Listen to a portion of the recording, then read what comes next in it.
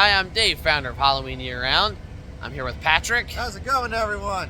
We are here at Fan Expo Philadelphia in, Philadelphia. That's right. And we know it's going to be a good weekend because the garage we parked in has this, weird orgy going on. And, maybe that's what awaits us inside. Yeah, who knows? Who knows? Crazy parties, you know what I mean? Exactly. But no, it's going to be a great weekend. Yep. Star Wars Day is happening this weekend. There's a lot of cool people here. Yep. Hayden Christensen, Trejo's here. Some other people from Mandalorian. A lot of cool panels, a lot of cool vendors. Don Blue, Marissa Tomei. The list goes on and on. Yep. So we're going to see a lot of cool people. We're going to meet a lot of cool people. And we're just going to have a great weekend. My friends, the Heartlines, you guys know them. Going to be running into them a little bit while we're here. Awesome. And we'll see what happens. Let's go in.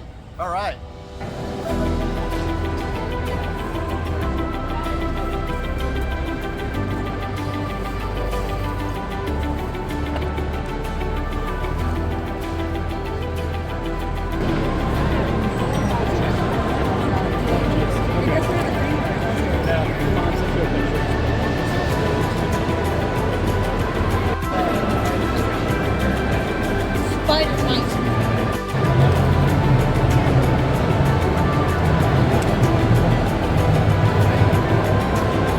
All right, so I'm here with a man responsible for many of my childhood nightmares, Tim Jacobus, illustrator of Goosebumps. How you doing here at Fan Expo? I'm good. How about yourself? I'm doing really, really well. So I know we spoke last year, and since then the new Goosebumps show has come out. Have you seen it? I haven't seen it all the way through yet. From what I saw, I really liked it because they took the time to make it their own thing. Yeah. There's a similarity of, themes, but it's a different location, and of course it's geared towards the grown-up Goosebumps fan.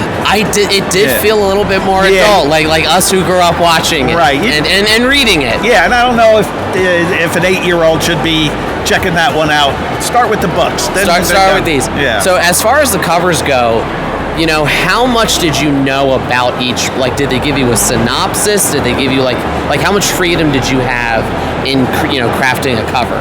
So R.L. was writing the book at the same time I was doing the cover. Okay. So he would give me the title of the book and a couple of sentences. So that's tons of freedom. Because if he finished the book and I read it, I'd feel real compelled to put all those little details in. So the fact that he gave me a very broad range, then I could let my imagination run wild. And they let me run pretty wild. No, I know. Were there any that were too scary? They were no, not this one. Well, I always submitted 3 separate sketches for every book. So there were ones that they liked better than others. So, but I always knew what the perimeters were. So very rarely, we weren't allowed to show any kid getting hurt. Yeah. We weren't allowed to show blood, red blood. We could show monster blood, lots of monster blood, but no red blood. So I kind of knew I knew our parameters. Welcome to Philadelphia.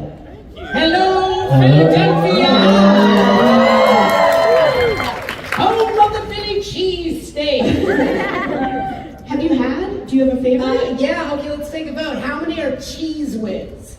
Yeah, okay. How many are provolone? Hey! You win. No, I've tried sitting on provolone. It's not the same experience.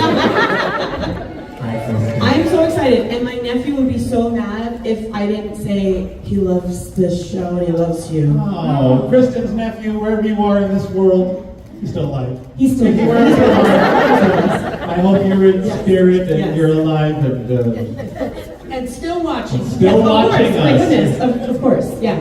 Before y'all started the show, did you ever dream up that you'd get to be the voice of characters, beloved characters? Was this a dream, a goal? Was this what is my career now?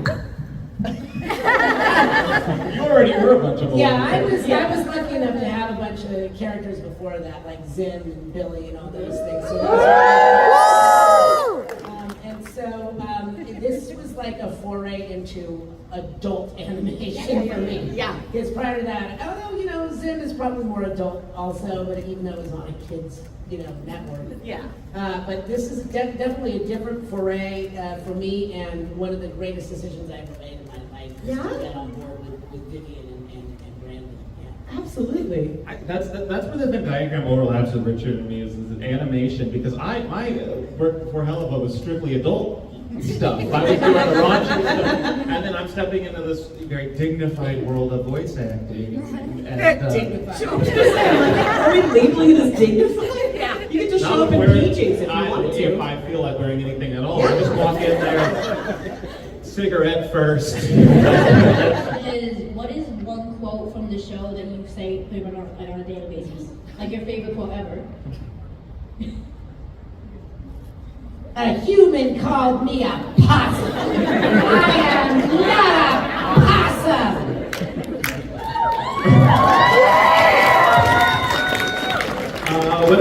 One of the quotes that I love saying both as Blitz and myself, I say it unironically, is just, sorry I fucked your husband. Well, it definitely feels more crowded this year than it did last year. Some of it, I think, has to do with the fact that today is Star Wars Day. It's also earlier in the year. It's in May this year instead of June. I don't know if that makes a difference, but definitely more crowded. Oh, sorry.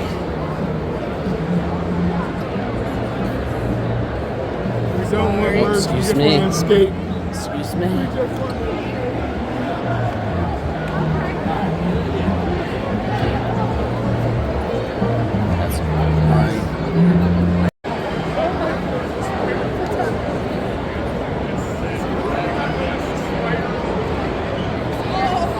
So actually, this is kind of like the tempered sword that you can get in Link to the Past.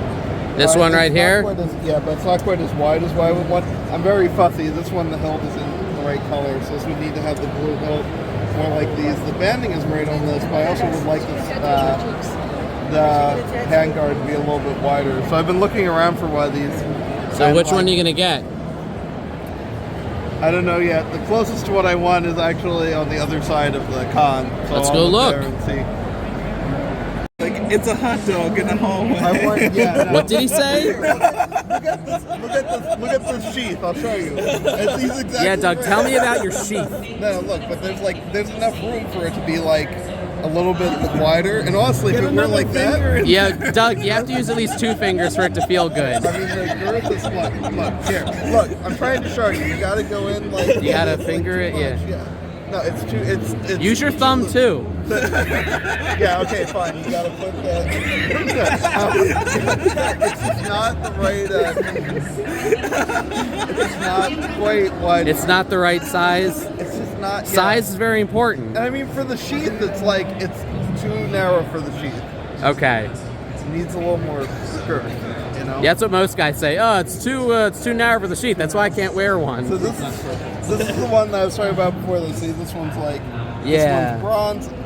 I think the width on I've seen this one at a couple other stalls. The width is more correct, but it's still not right. Also, You're gonna have to like forge it yourself. I know that's where I'm going for now. That's gonna be perfect. Justin, I'm still getting over you having hair. It's weird. This is the best wig that $20 can buy on Amazon. It's not bad for that price, actually. Lantern core. It's the whole core. Spider ham. It can get weirder.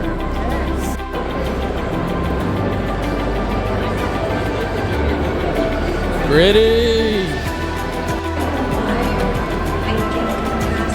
Justin, an Imperial Guard, get him. That wasn't very Luke Skywalker of you. I didn't bring the blade. See that?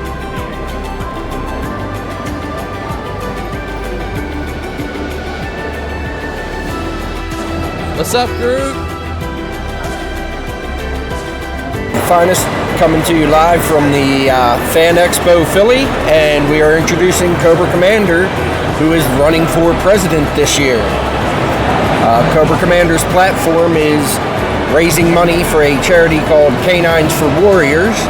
They rescue dogs from kill shelters and retrain them as service animals for our men and women with PTSD, traumatic brain injury, loss of limb, and other traumas.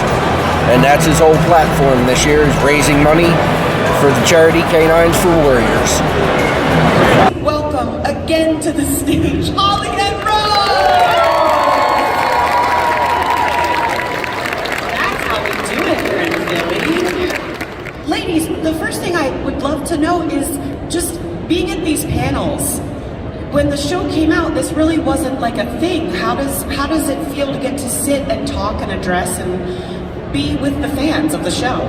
It's surreal, because sometimes it feels like it was yesterday, and sometimes it does feel like it was 20 years ago. I always knew there were people on the other side of the screen. Here you are. I would send messages to you, I swear I sound crazy, but I used to like be like, okay, in my head right before singing, I'd be like, whomever's watching this, I want you to know that you're magical, you have powers, you are awesome, and you're gonna be okay. I'll see you on the other side. You could switch it with a sister, or any power in the known universe. What do you think you would choose? Gosh, mine are kind of tough to give up, but I'd like to fly. Not the way that like Phoebe flew in that one episode on the broom. That was not good. I swear, I'm literally like the reason I want to remake Charm, because our effects were so bad. I'd like to give people better ones. You say they're bad, I say they're timeless. They're timely. I think they sometimes show the time. I don't know. I like practical effects. That's what we call it when it's not CGI. I always think that looks better. Like old films that used ingenuity and hands-on craftsmanship to make explosions or fire, or that stuff always looked better to me. It does. Because sometimes when it gets too CGI, you're like, wow, right. I spend the whole movie going, oh, look at the CGI, and I couldn't tell you anything about the story, the characters. It's disposable to me. Yes, right? yes. Yeah. How about you, Rose? What about your powers, besides the ones you had and the ones you have now as just being a brilliant woman? What are powers that you would possess? I don't know. I thought the power of being able to orb, which was like to reappear and disappear, which someone had to explain to me because I didn't know what that was when I first joined. They're like, now you orb, and I'm like, tell me more. Tell me. And they're like, you freeze. You put your hand out. The candle gets put on you. You freeze again. The candle gets removed. But also, like being a half white lighter as I was. Yeah. I would love to have that in real life because then I could heal everybody, and that would be fucking awesome. So my question is, how much do you feel like your characters were like each of you, and how much were they different? I don't know. I think we kind of melded together in the end. But in the beginning, Piper was very hyper and walked very fast and talked very fast, and she was a lot, so she needed to mellow out a little, and I'm glad we came together on that. For me, Paige was very much a character. I changed my voice, I raised the register of it, I changed my mannerisms. Internally, kind of Paige, it was interesting because in my family I was the oldest girl and I took over the show, real life show of running the kids. But in the show, I was the youngest, so it was a very strange, it was interesting getting to play like both birth orders. Or play in real life. See how it's very confusing. But I feel like Paige is like who I would be if I hadn't had to fight a bunch of dickheads. Yeah. Like softer. Sweet. And I wanted to play her kind of like baby I Love Lucy, like at first, and then have her grow as the series grew. So much secrecy around shooting, but what was the secrecy like around auditioning or talking about it? Was it the mandatory yet? No. Tell me. Well, fortunately, there was not much to go on, which I'm really glad for, because I audition for probably like 100 things a year. I get maybe 2 of them if I'm lucky, and so most auditions, well, all my auditions, I do the prep, I try to find out as much as I can, but a lot of the time they don't give you much information. This one they gave even less. I knew it was like maybe Star Wars. I would think it'd be so, they give you stories about, I don't know, wolves or something, right? But it was from Disney. Well, only because my agent said, we think that this is connected to Star Wars. It's unverified, unconfirmed. So we need to turn this, I'm not turning my back to you, but I am, but it's because it needs to go. So I had a few scenes, and all I knew was that she was a Zen-like leader. I think I knew that it was a group of people in hiding, And I know in the scenes that I said, I did say this is the way. And I was like, oh, that's kind of cool. That sounds pretty powerful. But my audition was so low key. I was in the room with the casting associate, and that's it. And he put me on tape, and he said, you know, they're seeing a lot of British actors for this, so why don't you do some takes with a British dialect? So I did, and this was thanks to my theater training that I'd done a ton of British roles, so I was ready with that one. If they'd asked me to do like, I don't know, Polish or something, I would have been in trouble. But the armor's not Polish, so that's good. And that was it. It was just that one audition, and I didn't hear anything for a long time. And then I did, but it was still sort of weird because they were like, we don't really know like how many episodes this character will be in. We don't really know like what we're gonna pay you because we don't know. Basically, like we don't know how important you are.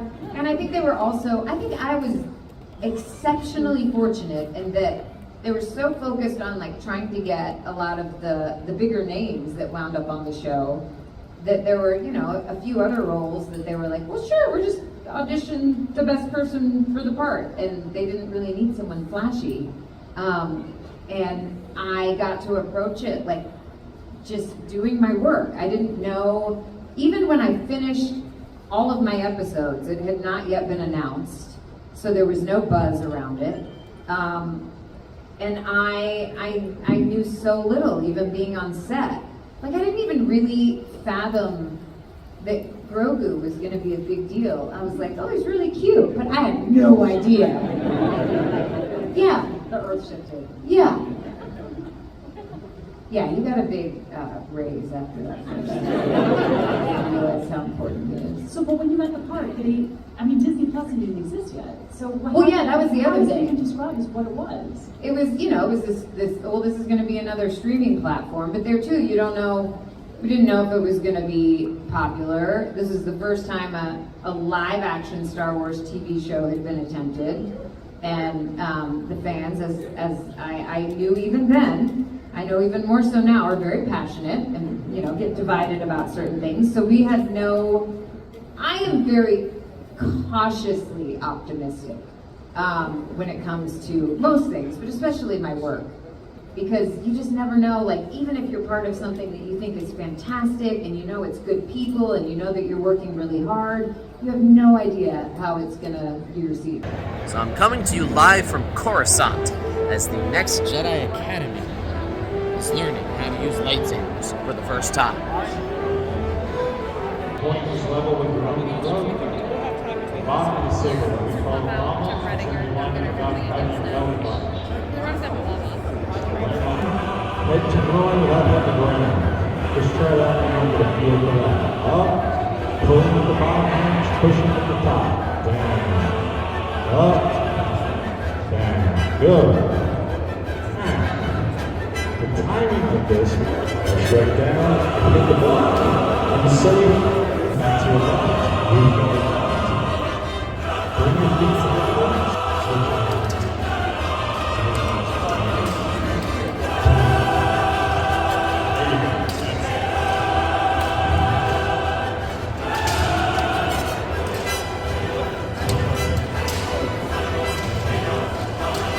Well, as you can see, this new Jedi class seems to be doing very well. Soon enough, they'll be leading battalions of clones into battle against the Separatists, where the clones definitely will never betray them. This is Dave coming to you live from Coruscant. Your name and your question. Hi, my name's Dave. This question is for Rainn. So your character in House of a Thousand Corpses famously had a not-so-good end. How would Dwight Schrute have done up against the Firefly family with his weapons training? That should be the next Rob Zombie film. Is Dwight versus the Fireflies. Yeah, I think just with a set of nunchakos and like 40 throwing stars, he would have taken them out. And it would have been a gruesome, bloody, and delightful battle. Great question. In fact, top 10 questions I've ever gotten at a convention. You only got 5 nights at Freddy's. Is this where you wanna be? I just don't get it. Five Nights at Freddy's. Is this where you wanna be? I just don't get it. Why do you wanna stay? Five Nights at Freddy's. Because there's so much emotion, and it actually, to me, it's a little bit more challenging to be a voice actor than an actor, because you have to portray the emotion simply through your words rather than your actions, which could be, incredibly difficult sometimes. Yeah, not all screen actors really like that transition. You'll see some in animation that prominent people that I'm not going to call anybody out, of course, but just like they don't like the medium because all the emotion has to come through in the voice and all that. And I find I'm autistic.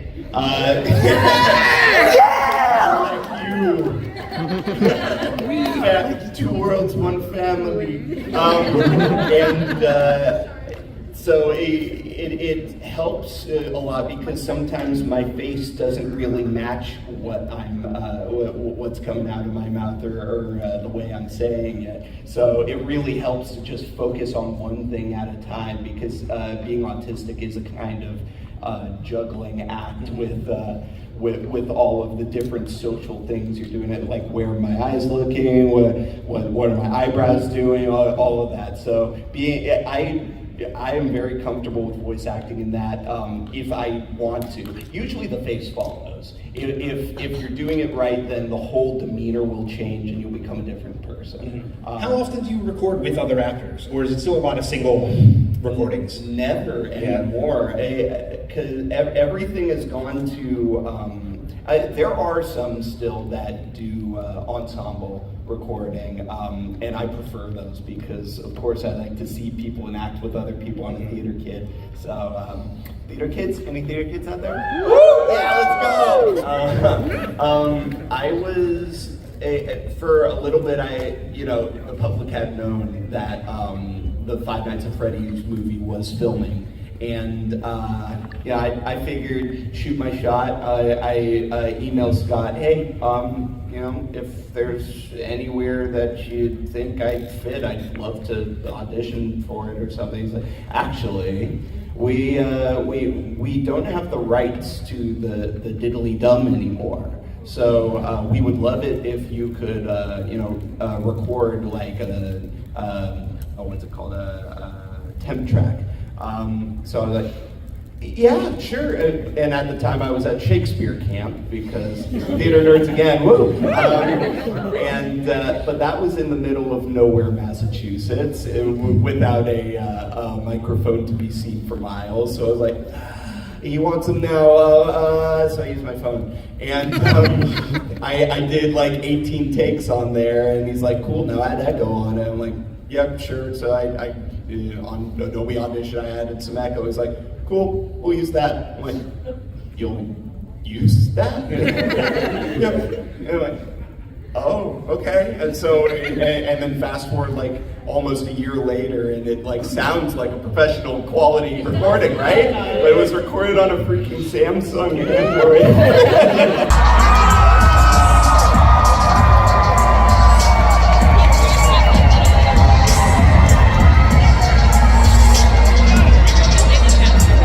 Since I was still trying to avoid lava. And then I realized I was thinking about this, and clearly I wasn't the only one to think of that, because I was really happy for you to be on the Empire State Building and finally get that high ground.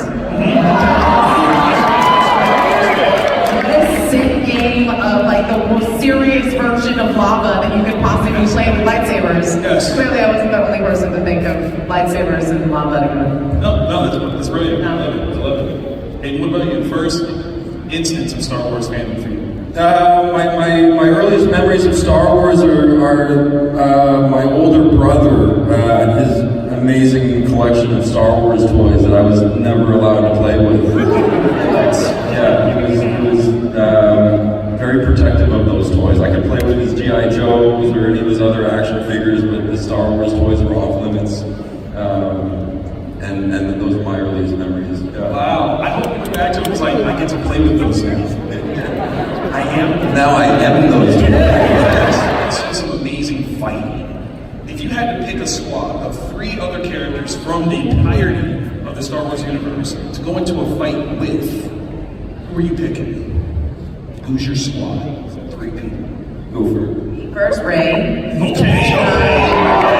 Did you see her jump that TIE fighter? Yes. Sabine, obviously, that's why she's my Padawan. Lightsaber and blaster and flamethrower, stop. And then I feel bad because I can't say you. You did not say me. I can't say you. I didn't mean me. I was going to pick you. You were going to be one of mine. I realized I couldn't. I didn't say Oppie. If I could, I would Oppie pick you. Otherwise, R2.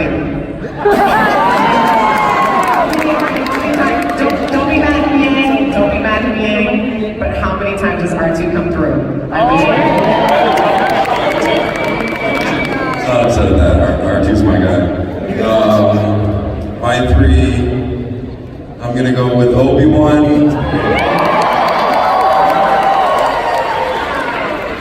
I was gonna say Ahsoka. Yoda.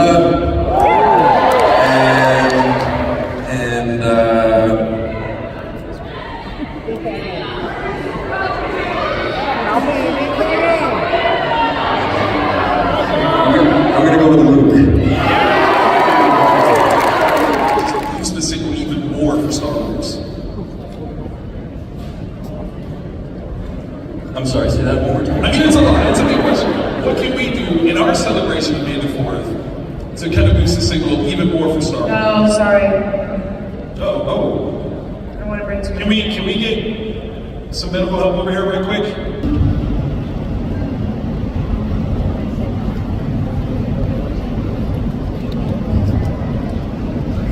Give us just a second. I think. Fingers again, please.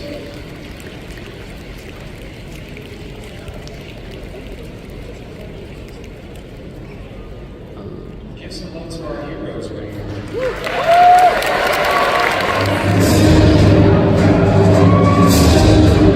If you guys want to listen to the side, we have a special presentation for your birthdays coming through.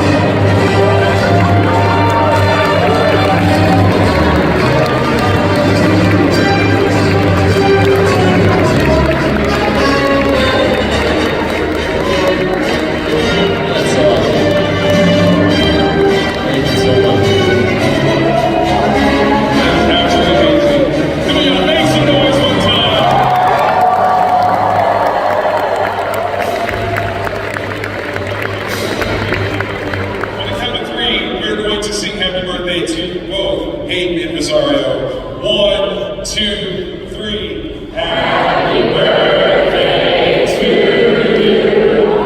Happy birthday to you.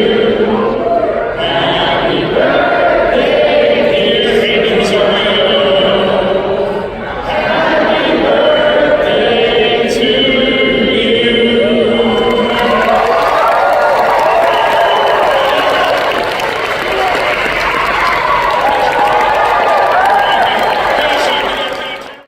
So that was the most insane panel I've ever been to. Yeah, same here. Aside from I waited like 90 minutes in line to even get into it. You know, I get it, general admission and all that. And then we waited like an hour and 15 minutes for the panel to start once it was supposed to, because Rosario and Hayden both had long lines. I get it, people bought autographs. They probably bought timed autographs, and they were trying to fulfill them while also fulfilling our panel. Yeah, and time photos too. Exactly. Really cool panel though. Yeah. Like they're both such amazing, funny people that I could listen to all day. They're so much fun. They seem like the nicest people in the world.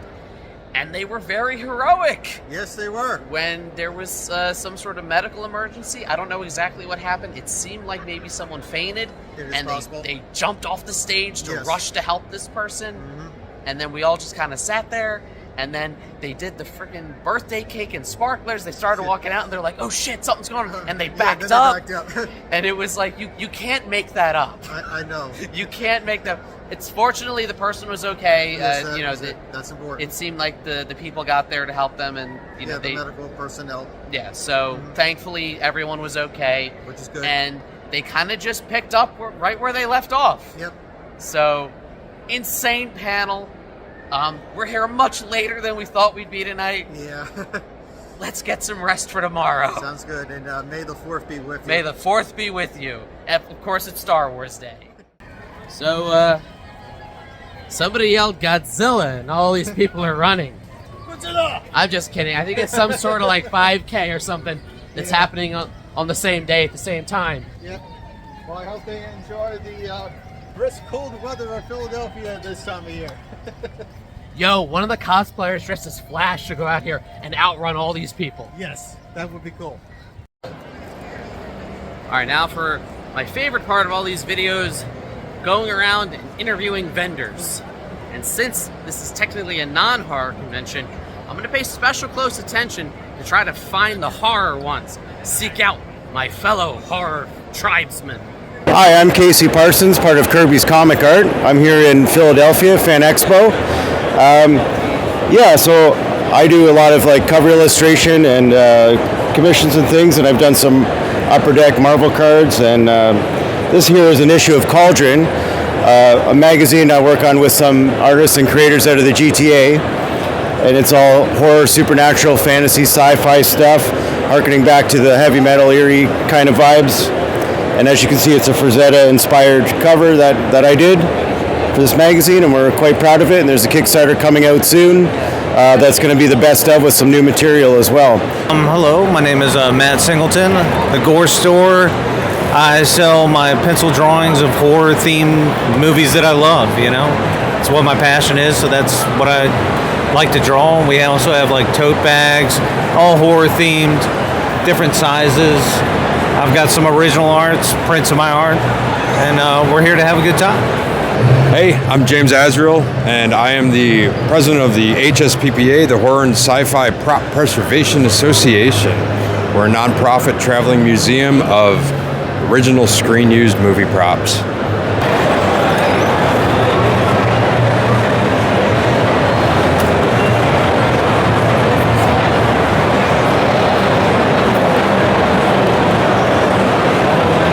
We are the Philadelphia Ghostbusters. We have been around this is like the 4th iteration, but we've been doing this. I've been doing this for about 12 years, but it was going on for about 5 or 6 years before that. We raise money for different charities. For the con, where is it? Is it that one? For this year, we're raising awareness and money for the Invisible Illness Awareness Network.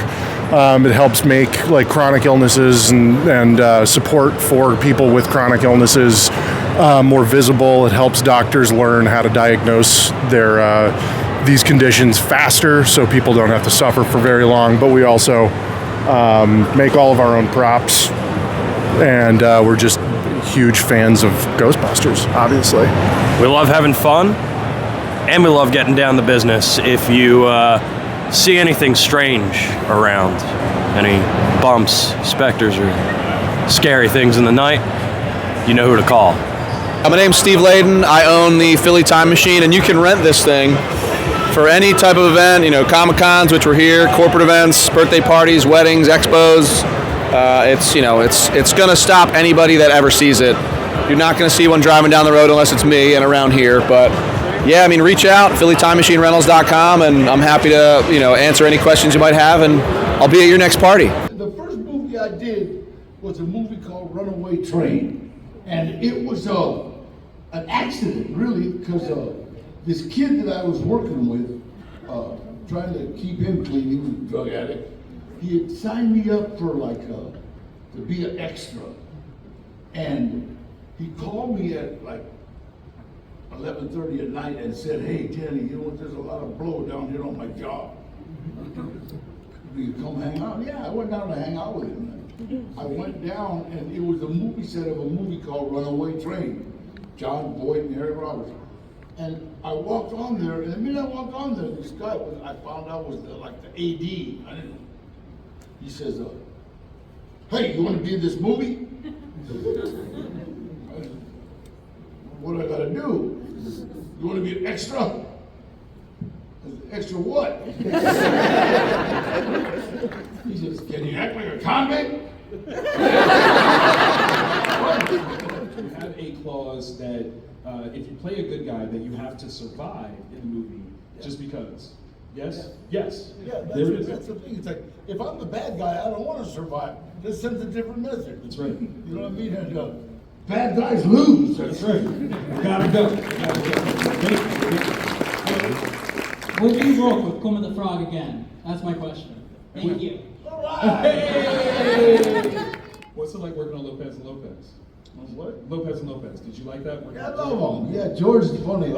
I threatened his life a couple of times. Sometimes you I got. called him.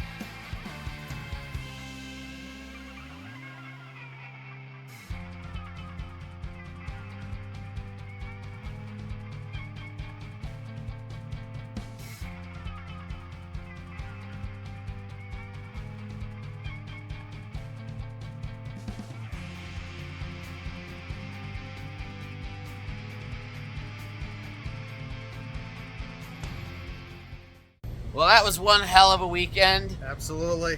Between medical emergencies at panels and Danny Trejo being awesome at panels. Absolutely. And just meeting really cool, like horror people too. Meeting the vendors, meeting the cosplayers. You know, this weekend was just a blast. I love coming out here. You know, really, really fun. Let me know, what was your favorite part of the video? You know, what do you hope to see? I will be covering horror on Maine in late June. That's the next convention I'm going to. So like, share, subscribe, all the YouTube stuff. And as always, every day is Halloween.